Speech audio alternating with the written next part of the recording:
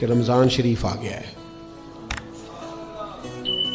رمضان شریف کا قرآن پاک سے اس لیے گہرا تعلق ہے کہ شہر رمضان الذی انزل فیہ القرآن، رمضان کا وہ مہینہ ہے جس میں اللہ نے قرآن نازل فرمایا ہے۔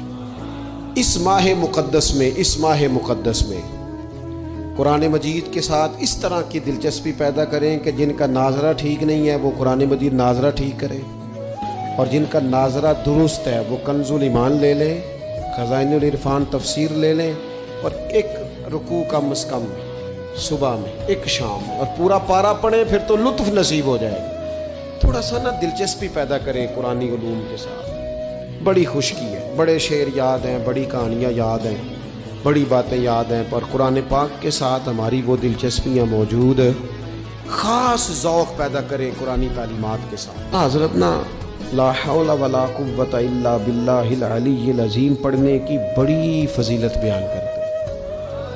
یہ ایسا وظیفہ ہے جو سب کو آتا ہے نا ماشاءاللہ۔ نبی پاک علیہ السلام نے فرمایا یہ اللہ کے عرش کے خزانوں میں سے خزانہ ہے۔ اعلیٰ حضرت فرماتے ہیں 99 دفعہ پڑھو لا حول ولا قوت الا باللہ العلی العظیم، فرمایا اللہ تعالیٰ تمہیں 99 بیماریوں سے شفا دے گا، اور اس میں سب سے چھوٹی بیماری ٹینشن کی بیماری ہے، سب سے چھوٹی بیماری غم کی بیماری ہے، چھوٹی، باقی بڑی بڑی ہوں گی۔ اس وظیفے کو نہیں آپ نے چھوڑنا، اور یہ پابندی کرنی ہے، کریں گے انشاءاللہ تعالی۔ اور تیسرا وظیفہ ہے درود پاک۔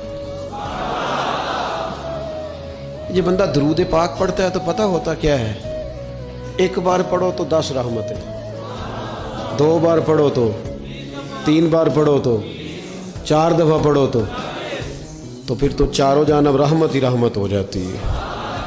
درود پاک کو کبھی نہ چھوڑو اپنی زندگی میں۔ آج آپ اپنے آپ سے عہد کریں، کوئی رات ایسی نہ گزرے کہ درود پاک پڑھے بغیر ہمیں نیند آ جائے۔